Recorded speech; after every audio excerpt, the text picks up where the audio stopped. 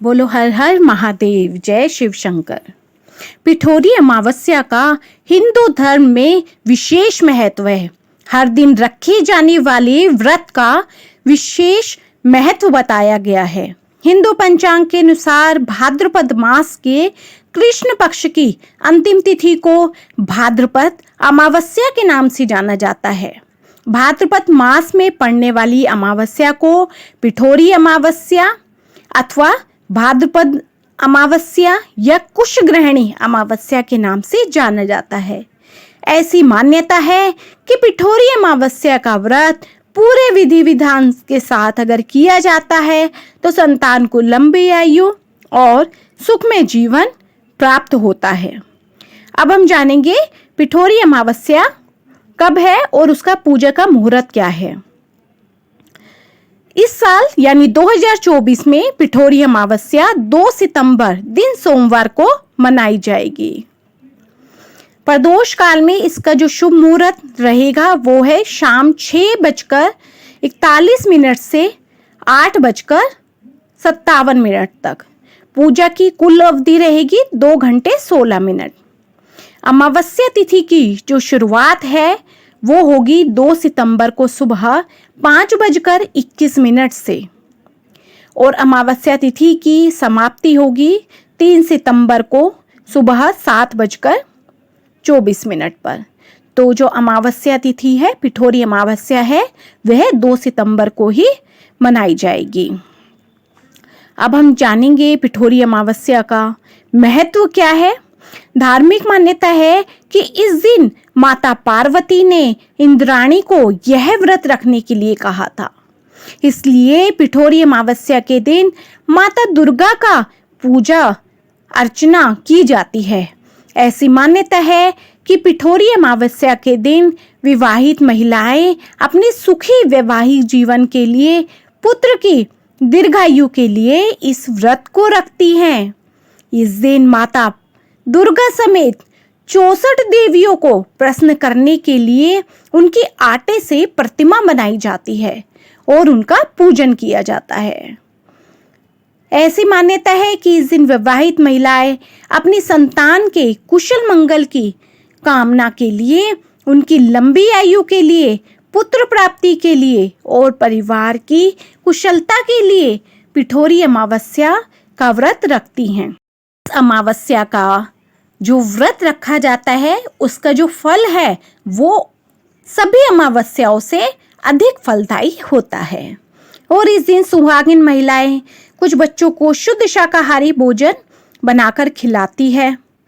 इससे विशेष लाभ की प्राप्ति होती है। ऐसी मान्यता है इस दिन सुबह जल्दी उठकर किसी भी पवित्र नदी या सरोवर में स्नान करने का विशेष महत्व होता है। इस दिन नदी में स्नान करने से व्यक्ति के सभी पापों से छुटकारा मिलता है। अब हम जानेंगे पिठोरी अमावस्या की पूजन विधि। पिठोरी अमावस्या का व्रत उन्हीं माताओं के द्वारा किया जाता है जिनकी संतान हो, क्योंकि यह मात्र संतान सुख एवं उनकी लंबी आयु के लिए रखा जाता है। पिठोरी अमावस्या के दिन व्रती महिलाएं सुबह जल्दी उठकर नित्य क्रिया से निर्वित होकर स्नान आदि करके स्वच्छ कपड़े पहनकर व्रत का संकल्प लें।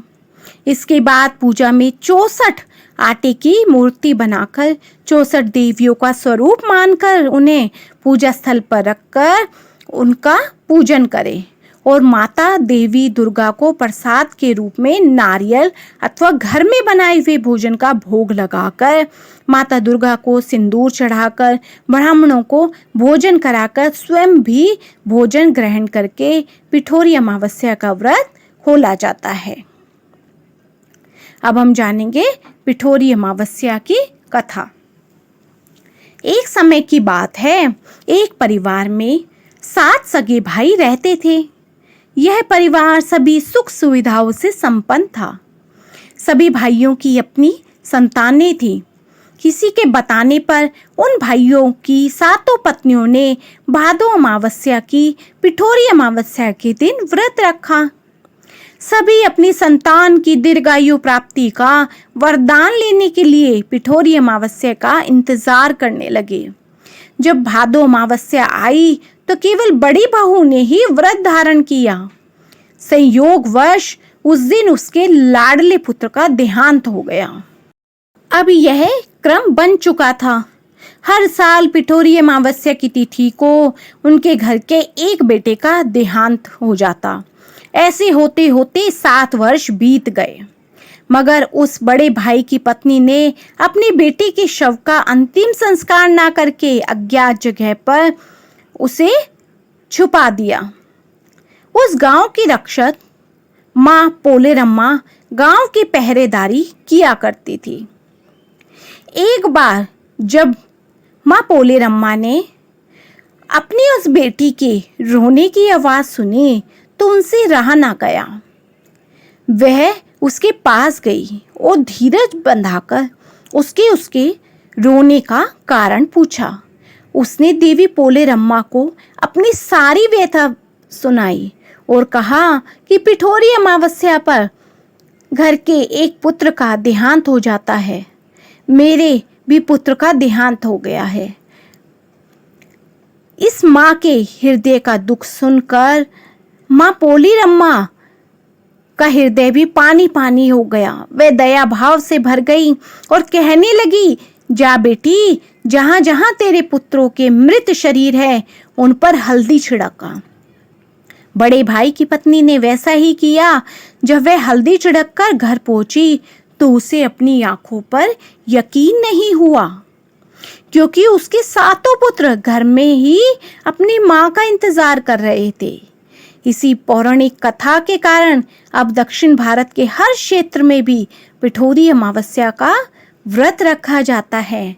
माताएं अपनी संतान की लंबी आयु के लिए पिठोरी अमावस्या का व्रत रखती है और माँ पोलेरम्मा संतानों को, पुत्रों को लंबी आयु का वरदान देती है और उनकी रक्षा करती है। तो बोलो पिठोरी अमावस्या की जय, माँ पोलेरम्मा की जय, माँ दुर्गा की जय। पिठोरी अमावस्या के दिन महिलाएं सुबह सूर्योदय से पहले उठकर स्नान आदि करके निर्वित हो जाएं और इस दिन वैसे तो किसी पवित्र नदी में जाकर के स्नान करना चाहिए। अगर आप किसी पवित्र नदी में जाकर के स्नान नहीं कर सकते हैं तो अपने नहाने की बाल्टी में ही थोड़ा सा गंगा जल डाल लीजिए, उससे आप स्नान कर लीजिए, आपको उतना ही फल मिलेगा। और उसके बाद आप सूर्य भगवान को अर्घ दीजिए। पितरों के निमित्त आपको पीपल में जल देना चाहिए। पितरों के नाम का दिया पीपल के नीचे अवश्य जगाएं। भोजन सामग्री या फिर बना हुआ भोजन पितरों के निमित्त निकाले। इसके लिए आपको भोजन को या फिर भोजन सामग्री को अवश्य मिनसना चाहिए और उसके बाद ही किसी पंडित को या फिर गरीब को वह भोजन या फिर भोजन सामग्री देनी चाहिए। उसके बाद आपको देवी दुर्गा और आटे के द्वारा बनाई हुई 64 देवियों की, इन सब की पूजा करनी चाहिए। इस पूजा में कुशा का उपयोग किया जाता है, तो इसलिए इस अमावस्या को कुश ग्रहणी अमावस्या भी कहा जाता है। पूजन में घी का दीपक जरूर जगाना चाहिए और साथ में कथा अवश्य पढ़नी चाहिए। तो बोलो माँ दुर्गा की जय, पिठोरी अमावस्या की जय। तो फ्रेंड्स, आपको मेरी ये वीडियो पसंद आई हो और यूज़फुल लगी हो तो मेरी वीडियो को ज़्यादा से ज़्यादा लाइक, शेयर एंड सब्सक्राइब कीजिए। बोलो माँ दुर्गा की जय। हर हर महादेव।